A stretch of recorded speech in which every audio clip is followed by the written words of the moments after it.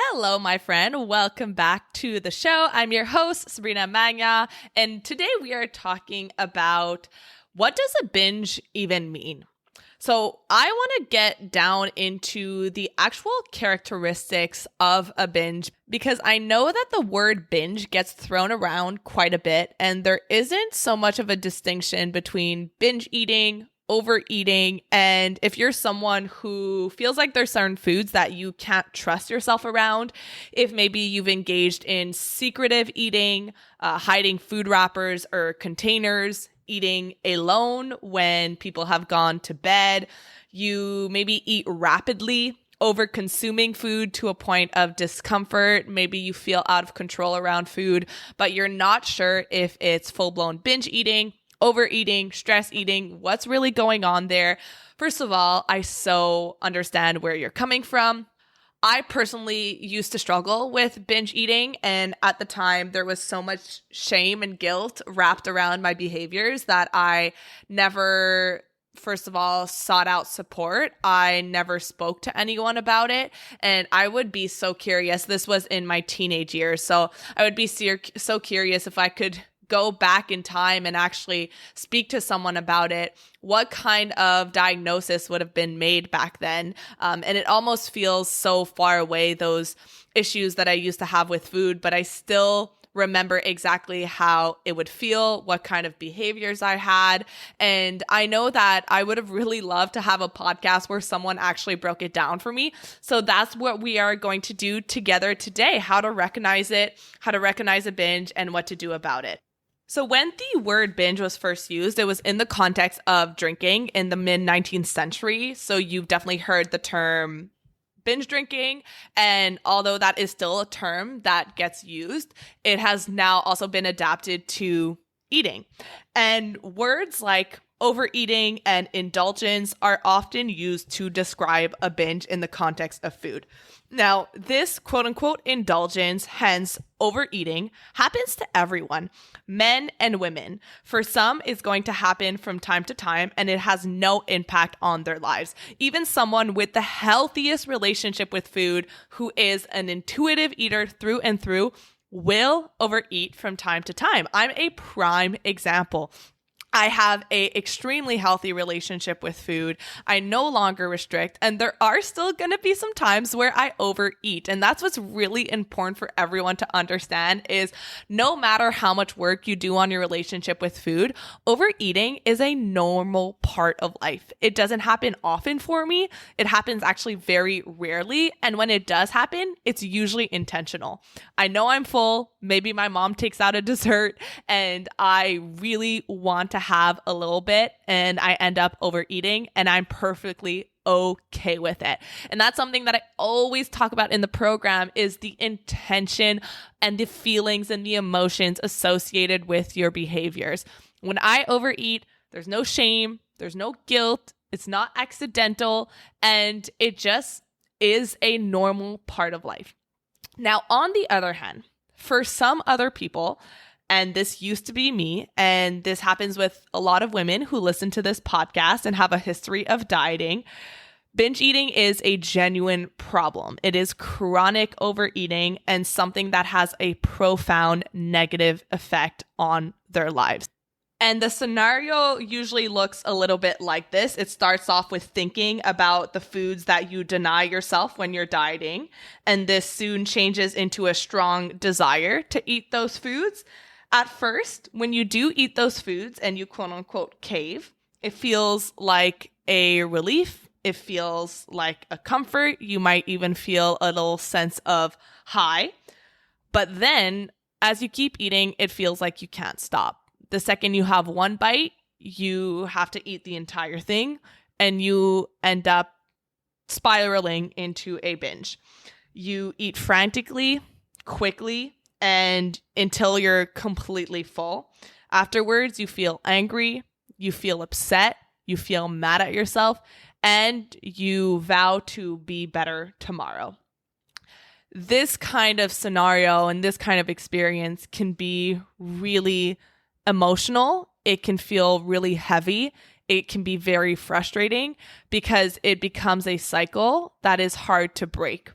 Not being able to understand the difference between occasional overeating and binge eating creates confusion about this behavior, along with a lack of nuance, especially when we're talking in the intuitive eating and dieting field.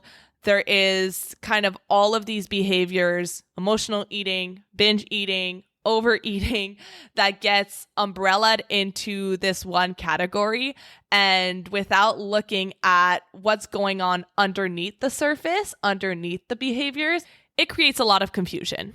So if you're someone who struggles with binge eating, you're not sure if it's just overeating and you feel confused and you don't know where to go, you're not alone. So recognizing this confusion, people started doing a little bit of research. Researchers investigated the experience of those who do binge eat.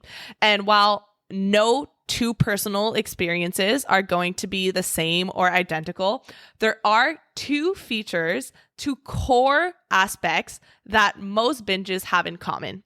Number one is the amount eaten is viewed as excessive. And the view comes from the person doing the binge eating. So to an outsider, it might not feel excessive or look excessive, but to the person who's binge eating, it feels like an unreasonable amount of food. And I am thinking of my relationship with Luke, and he is someone who eats a lot and he just needs to eat a lot. If you saw his portions, so he's a coach, he's always on his feet, he works out a lot. And if you saw his portions, to someone who struggles with the relationship with food, you might see that as a unreasonable portion. But in his mind, knowing what his body needs and what portions he needs in that moment to fuel his body, it's a perfectly reasonable amount. It is not seen as an excessive amount. But when I look back on when I was binge eating, I remember if I exceeded a certain portion that I didn't think that I should have, or if in my mind I had eaten what seemed unreasonable, I considered it a binge.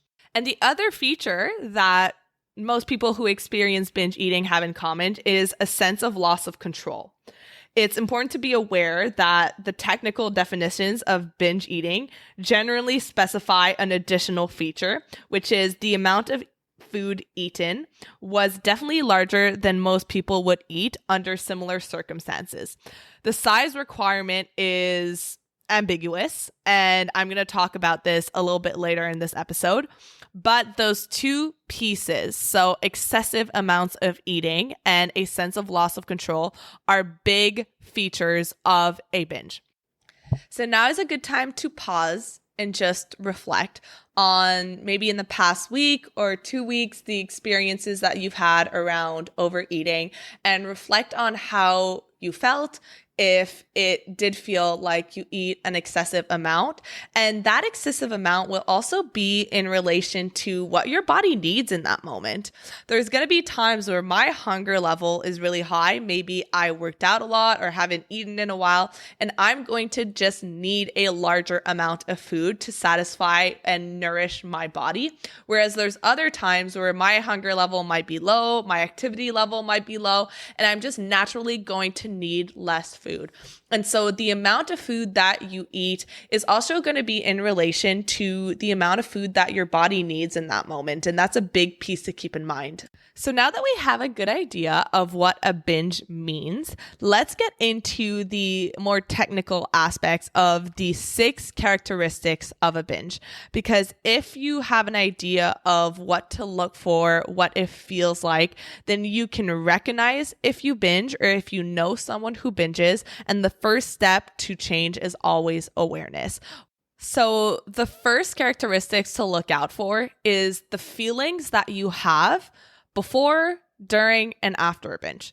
So before a binge and the first moments of a binge, it can start, the feelings that you feel might be pleasurable. It might feel enjoyable. You might have that high that we were talking about. The taste of the food, the texture of the food can feel really enjoyable, but those feelings don't usually last long.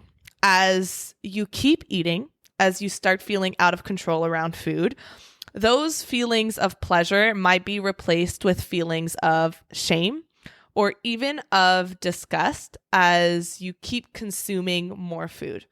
And some might even feel revulsion over what they're doing, but continue to eat regardless. So it really can start off as this sense of high and pleasure and then quickly spiral down into disgust, shame, self-loathing, negative self-talk. So the feelings that you have around a binge are going to be a big indication.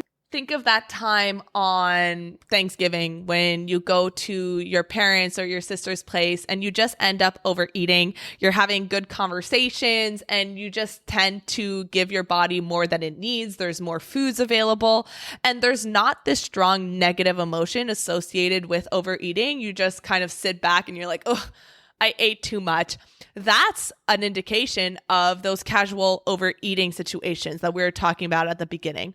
Now, binge is going to feel very different from that, and you do feel those big emotions associated with it. The second thing to look out for is the speed of eating. So typically when you're binging, you eat very rapidly, urgently, chaotically, frantically. A lot of people will stuff the food into their mouth without really chewing, without tasting the food. You can recognize that if after you're eaten, you feel like, I didn't even taste that. I don't even know if I enjoyed it or not. I don't even know if it was good or not. A lot of the times we'll eat foods that we don't even like. We'll eat foods that are like freezer burnt or expired or stale. We don't chew the food. We don't necessarily enjoy the food all the time. You might at the beginning, but over time it starts to lose its pleasure. Some people will also drink a lot of water to try to wash that food down, which contributes to those feelings of fullness, of bloatedness, of being bloated. So the speed of eating is a big indication of a binge versus casual, occasional overeating where you're just eating at a regular pace. Like I said, let's think of that Thanksgiving dinner. You're around people, you're enjoying your food, you end up eating more than your body needs, but it doesn't feel chaotic and rushed like a binge does. Now, the third characteristic of a binge is a sense of agitation. So some people will pace up and down and wander around during their binges. You may exhibit an air of desperation. You might feel the craving for food as this powerful driving force to eat. And this is why the term compulsive eating is sometimes used. Getting your hands on food can start to take on an extreme importance. So you might steal food from others. You might shoplift from stores. You might eat food, like I said, that has gone bad. Just getting your hands on any kind of food starts to feel very urgent. And a lot of people will view these behaviors as disgusting, degrading, shameful. And we need to remove the stigma around binge eating because there's always a root cause to it. But this sense of agitation, this sense of urgency to get your hands on food often offers a distinction between binge eating and overeating. The fourth characteristic of a binge is a feeling of altered consciousness. So this is what I refer to as fog eating, this sense of disconnection, this sense of lack of presence where you often feel like you're in a trance during a binge. So if you've experienced this trance-like state, you know that this behavior almost seems to feel automatic, as if it's not really you who's binging. I'm thinking of some of my past clients who would describe it as like this monster, this other personality that takes over.